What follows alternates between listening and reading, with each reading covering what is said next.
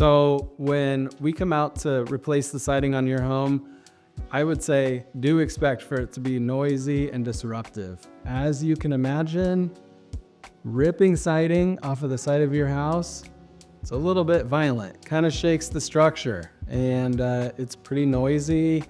It's pretty disruptive. I would say don't plan to work from home, especially if you're going to be taking calls on the day that we're coming out to work on your siding. The most disruptive day tends to be the first day when we're coming out and doing demo. After that, it does stay pretty loud, pretty disruptive, pretty noisy, but it doesn't shake the home as much.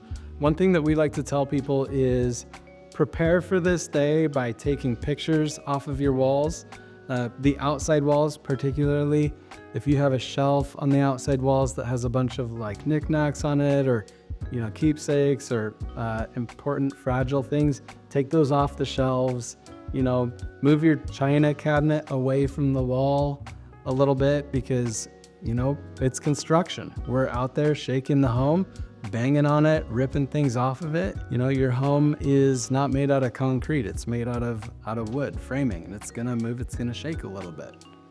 If it's your home, you have a dog, you have small children, definitely keep them inside for the day or arrange for another place for them to go. Oftentimes we have to take a piece of the fence down in order to get siding and everything through to the backyard.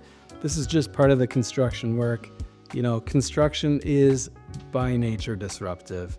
It's just something to expect, to know ahead of time. It's gonna happen. We're experts in doing it in as minimally disruptive of a way as possible. And of course, we really care about your home. We care about you as the homeowner.